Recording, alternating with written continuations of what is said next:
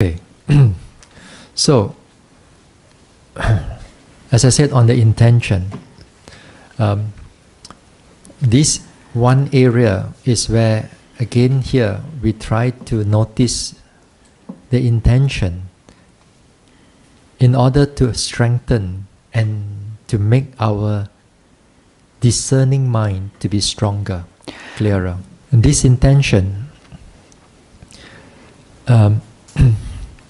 it is part of the mind that able to discern. Here where it discern in a way cause and effect. Then initially noticing this intention, they are not that clear, they are a bit superficial. But if you keep doing it, and as the progress of the meditation starts to develop, then this intentional mind becomes a clear and also prominent to the yogi.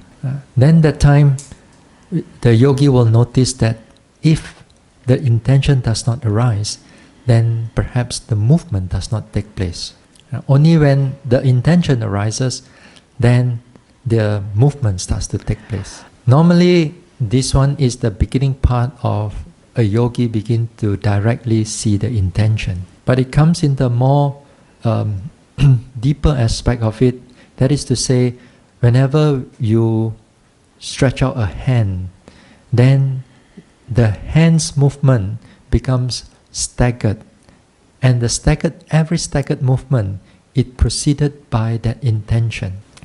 Also, noting this intention, in the beginning part when we are doing this practice, it's always good that when noticing this intention, whenever we change the four major posture, from sitting to standing, or from standing to walking, then also once in a while, we also notice on the minor intentions. So whenever, for example, we stretch out the hand to take a cup, then before we do that stretching, we notice the mind first before we stretch out the hands. So as the meditation goes deeper into this noticing, then at times we begin to see how the mind and the body are interconnected, how they are conditioning each other. So yesterday somewhere we stopped over here, and tonight we'll continue on with the another area of how we can strengthen the discerning mind or the wisdom factor. Another area is where we discern whether our action or our speech are beneficial for the development of vipassana or not. Because if we don't discern them, these actions or this speech, then you will bring all the habits of your home to the vipassana practice. And when you bring those things into here, that's where your progress and everything will not go very far. For example, why are these retreats supposed to be a silent retreat and not talking retreat? Because that is not because we want you to do that, because finally it's for the yogi themselves to able to progress. Now, you see, some of our actions over here, some of our actions when we are at home, we never think of it whether this is appropriate or not. We just do what we want to do. But while you are in a retreat center, all these actions has to be taken noted, whether it is appropriate for me to do it or not for me to do it. Sometimes it can be appropriate, but sometimes it may not be appropriate at all. Take for example, a simple example. Take that you are walking meditation. And when you're walking meditation, you feel like you want to make a cup of coffee. Okay or not? Now I ask you, I want to take a drink. So again here, when you are at home, these actions is not being considered at all. You want a coffee, you will take the coffee. You don't want the coffee, you just don't want the coffee. But here, it's different. Sometimes if you're walking, and then that desire arises, yeah, and if you don't check on it, automatically the walking will be start extending to the kitchen there. Then here, then you ask yourself, is that drinking necessary or not? Is it suitable or not? Because a lot of times when a yogi do this, it's not because they are thirsty, it's because they are bored with the walking. So once they get bored, they don't want to pay attention to that walking anymore. They want to do something else instead of walking. Now, if you don't check yourself with this one, if you don't check yourself again and again, every time that little desire arises, you will automatically do that because to you it feels okay. What's wrong with it? Let's say on another occasion, while you are walking meditation, but then after that you feel like you need to take a drink because something is hanging inside the throat and it's very difficult for you. So during that time, so by all means, then we go ahead because it is necessary for that time. It can also be sometimes while walking meditation that you even want to go to the toilet. Then you have to ask yourself, is it necessary or not? Because sometimes yogis go into the toilet, not really they want to pee, but actually they just go inside there, close the door and nobody sees you. But at other times, if you really need to go, then by all means you go. To you, it may look something very, very superficial. But what happened behind the mind, your ulterior motive, this is where something that you have to take note. Or sometimes like, you're doing walking meditation again, let's say. And while you're walking meditation, and the bed is beside you. Then you walk and you feel a little bit tired. You feel a little bit sleepy. And this is where the bed starts talking to you. Come, come. Yeah. That is what happened to a lot of yogis, But the moment that they feel tired, they just give up and they just lie down. Okay, just take for 15 minutes break and then I will continue again after that because still there's time, the 1 hour is not up yet. You see, this type of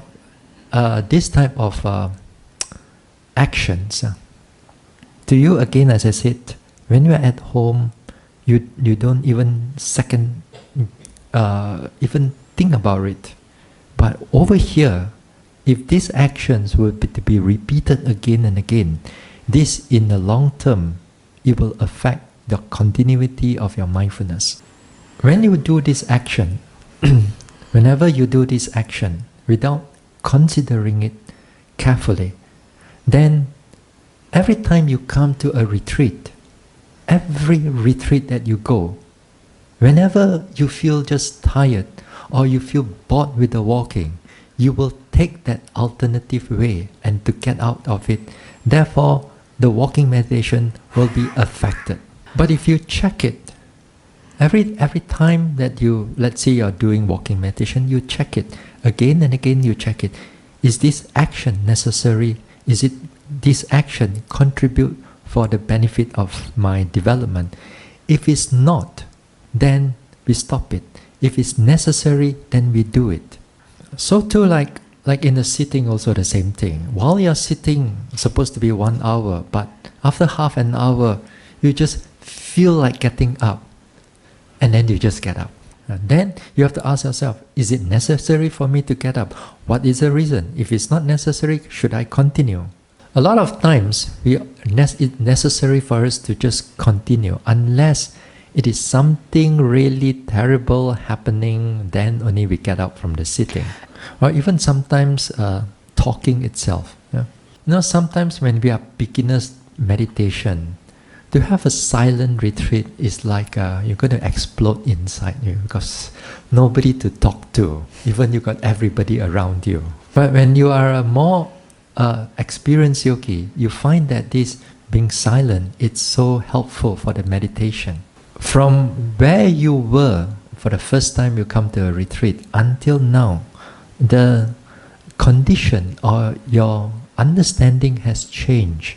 Therefore, you appreciate the silence. You also find that if you don't talk, if you don't unnecessary talking or playing with the phones and so on, you find that the mind is much more calmer, clearer, and this is conducive for the sitting or the walking or the continuity of mindfulness. There's in the suttas, there's one or two suttas that when the monks make noise in the monastery, if the Buddha were to hear them, they chase the monk out, get out. Or even like the Buddha also chase out devotees who bring food to the monastery. If these people were making noise, then the Buddha says, I don't want to receive your food, get out.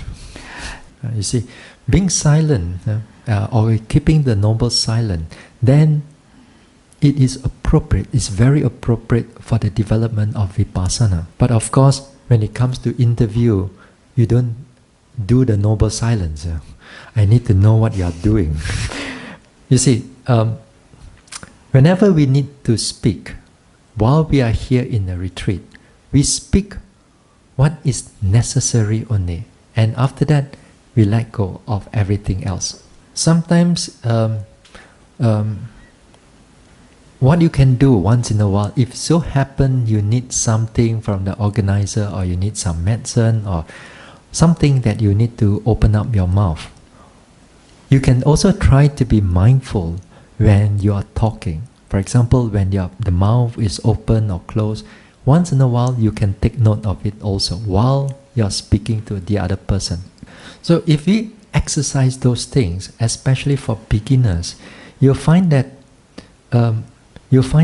after you finish this retreat, then you'll see that the nature, or we set up the way to be silent. Therefore, it's going to be a good condition for you and also everybody else to develop.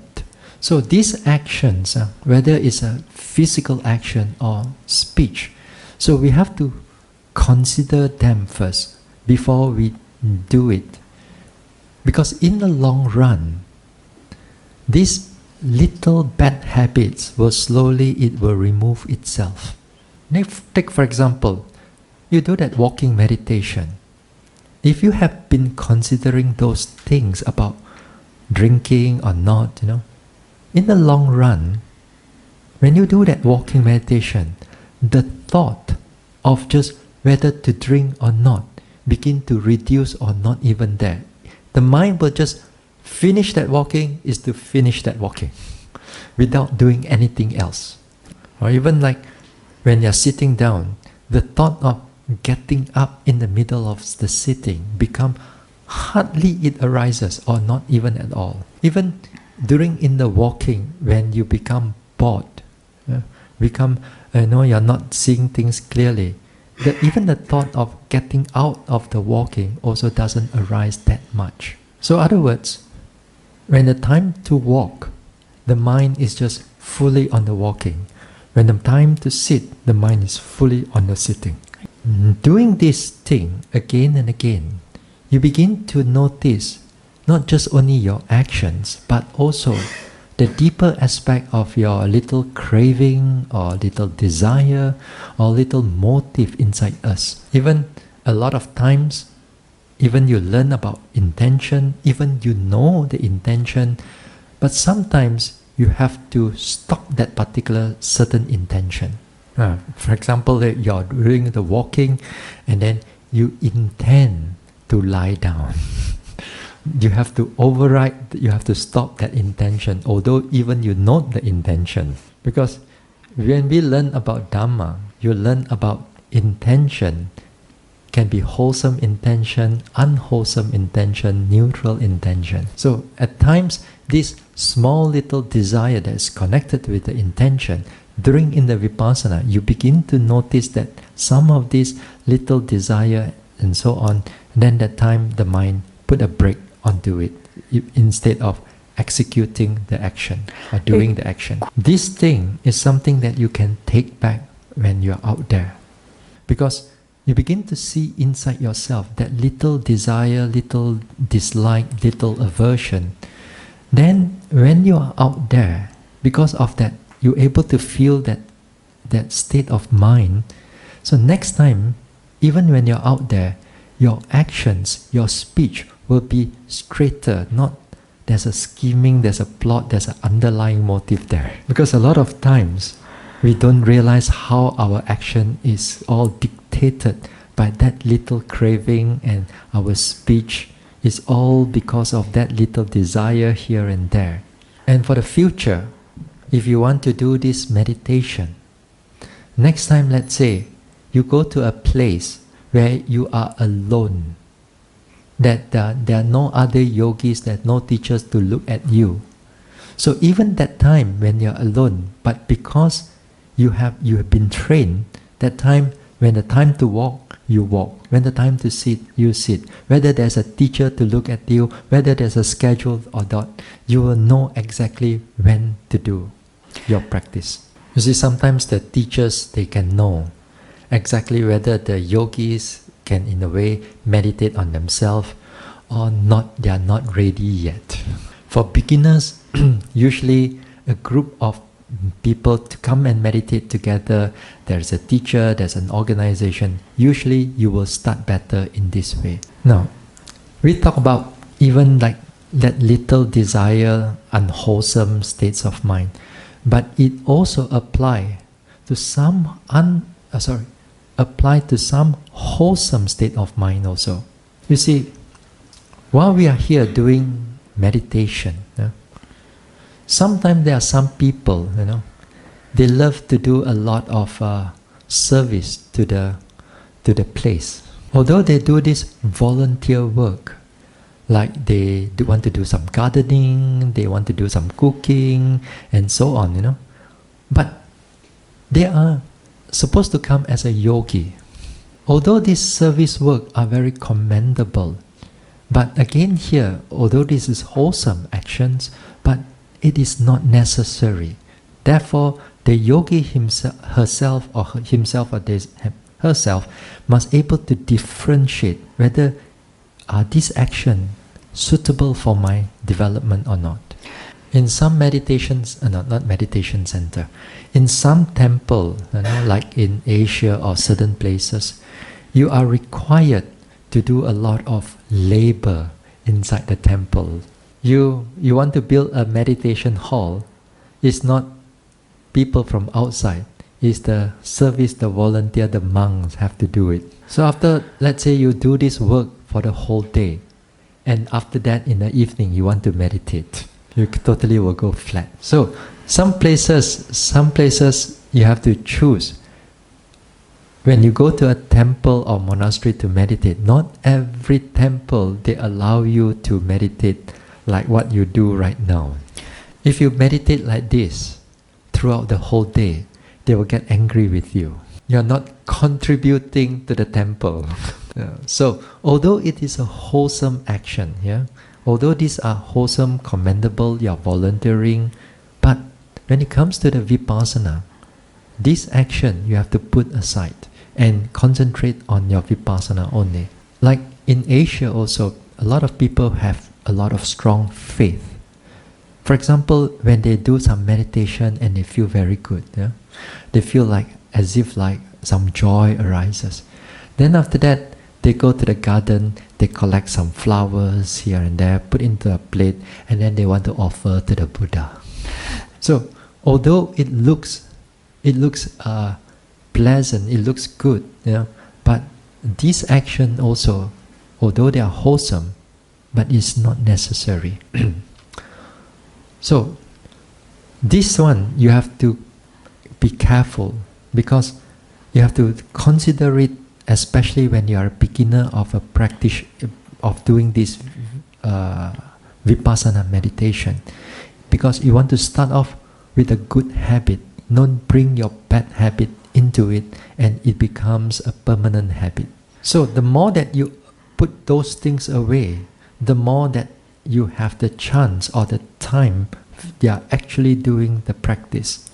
And all this little part that you accumulate the time, you imagine if you stay here for 1 month retreat, then those time will become a lot.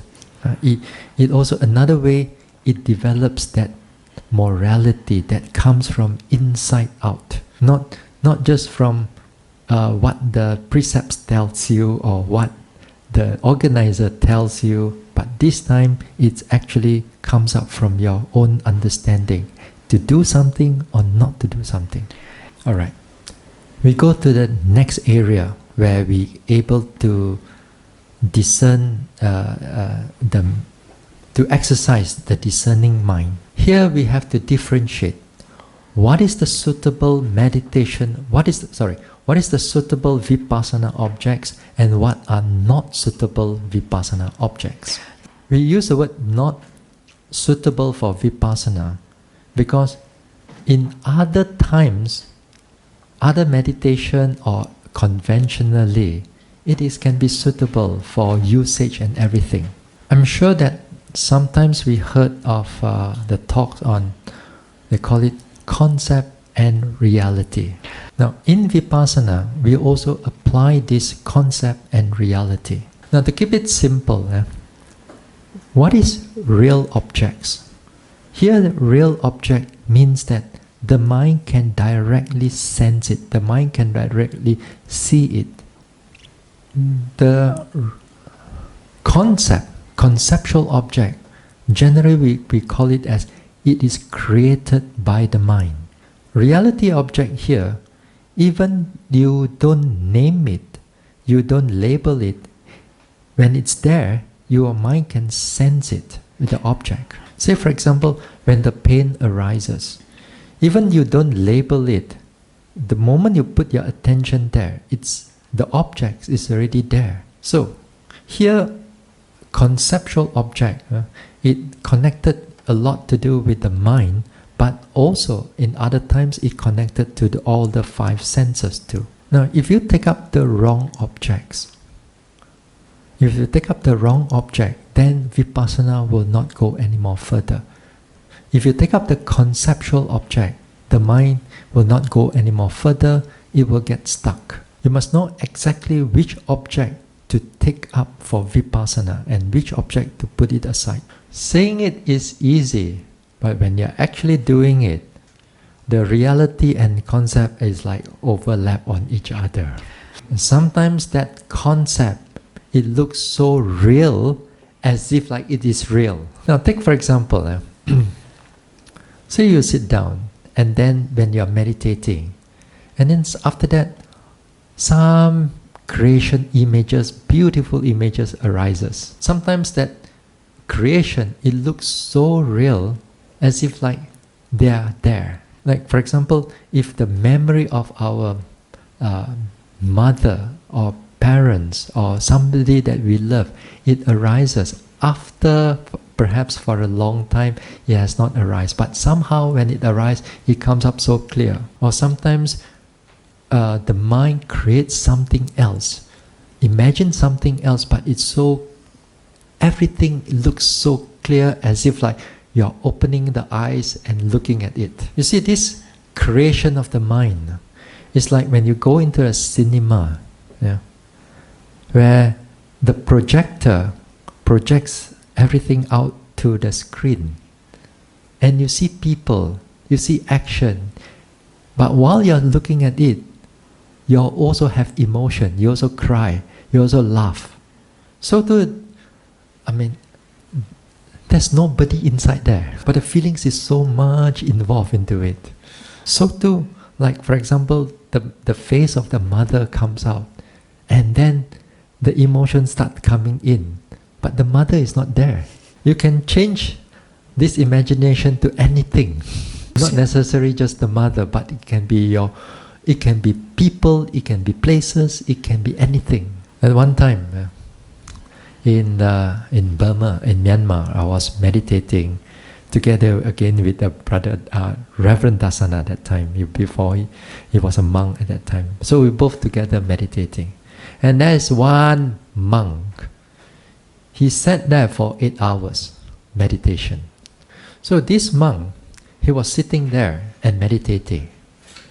For the 8 hours he sat there, he visualized the Buddha is flying in front of him, you know. Here and there, Buddha fly. He sit there for 8 hours, he doesn't go to the toilet, but he put this one just beside him. So when he want to pee, he look at nobody. He go under it. Do you know what I mean?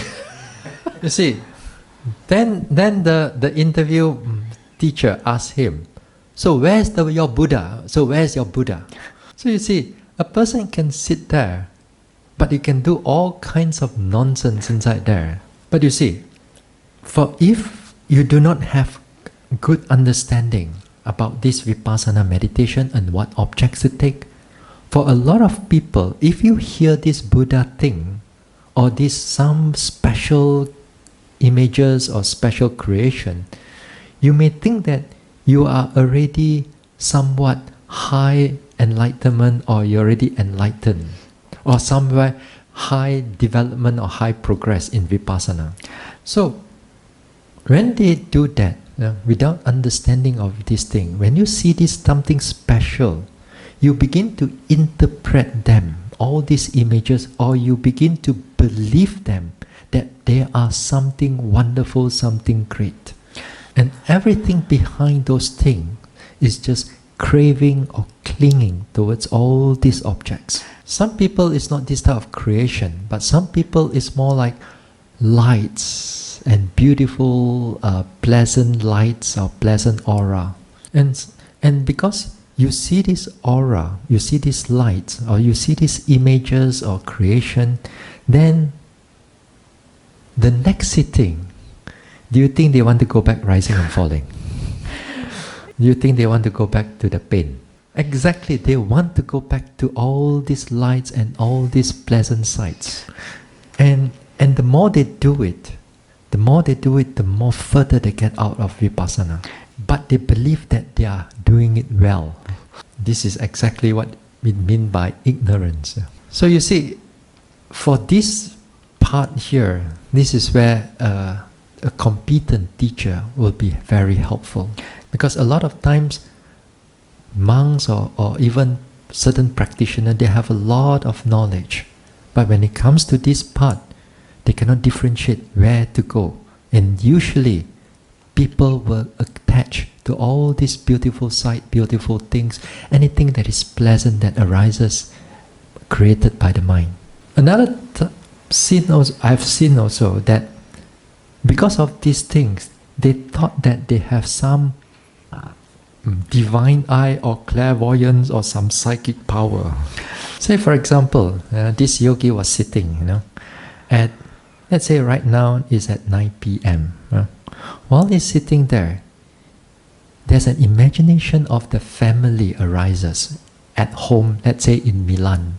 But because of that imagination of seeing the family so clear, he could, as if like inside the vision or inside that vision, he could able to see this family member is doing something, the other family member is doing the other thing, another one is doing everything else. And then he stopped the meditation, he opened up his notebook, he began to write the time and date what exactly they do. So this yogi believed that he has that divine eye, the clairvoyance, that while he's sitting here, he can see the family exactly what they do. So when he finished the retreat, he goes back and he checks, did you do this thing at this time, at this hour? So they believe that they have all kinds of these special powers because they can have all this type of imagination. But the next bigger problem is that they start coming out to teach. Then those who are ignorant, those who are foolish enough, wonderful, wonderful. Then you subscribe to the teaching, you subscribe to their teaching, then you also follow into that path. This is where all the cults and all the Buddhist cult arises. Sometimes because they have these powers, and then it says that, okay, my Dhamma talk is only for you all only, and not everybody else. If you hear my Dhamma talk or you hear my chanting, immediately enlightened. You think this is a small problem, the concept. It can create so many types of things. It's all people, everything behind those concepts is because the mind gets attached to it, and without realizing that the attachment is already there. Now, we put this concept aside. Now we come back to the real objects. Now here the real object is that the mind can directly feel the object, physical objects or mental objects. Now, why do we need to take up a real object for vipassana and not the conceptual object? Because in the real objects, there lies its real characteristic. Now, in another day, we also will talk about this characteristic in more deeper aspect of it. But in the meantime, is that while we are doing this practice, the mind has to keep on going, directing towards the objects that can be noticed by the mind directly. Now, before we go for tonight, maybe for the last thing, let's talk a little bit on the thinking side. You see, when you note a thinking, there is a conceptual part and there is a reality part. But the most of the time, if we are not mindful, we fall onto the conceptual part. Here, the conceptual part, it can be your intelligent analysis, your deduction, your pondering, your reflection, your memories, your future. When your mindfulness is not strong enough, when your mindfulness is not continuous enough, you try to look at the thinking mind, you will automatically drop into its story and you get dragged along it. So, for you, if you want to pay attention to the thoughts, it's about as if like the mind is staying out a little bit from all the story. Now, if you pay attention to the thoughts carefully, you begin to see that the thoughts as if like they go one after another, one image after another, and after another, and after another. Together with that changing of the image, it also comes with sometimes with emotional baggage also, like that. If that image is angry, if it's somebody face that you don't like, then the anger comes together with it. Sometimes the thought does not have much emotion. It's just nonsense thought, just one after another, that you don't have happiness, neither you have sadness or any other feeling for it. Now here the images, they are concepts, but the anger that comes together with it, the anger is something real. Now if you feel the anger, therefore as you see the images pass one after another, the anger arises. This time you're not angry. Here, when you note the anger, if the mindfulness is strong enough, the mindfulness will overtake the anger. When the anger disappears, the thoughts also disappear together. But sometimes the thoughts doesn't carry much of emotion. It's just passing thoughts, one after another.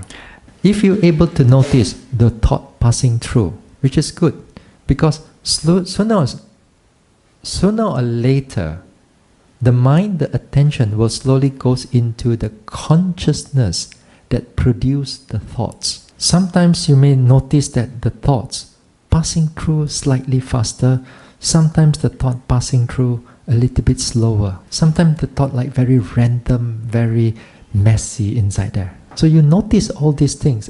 You are noticing into the characteristics of those thinking.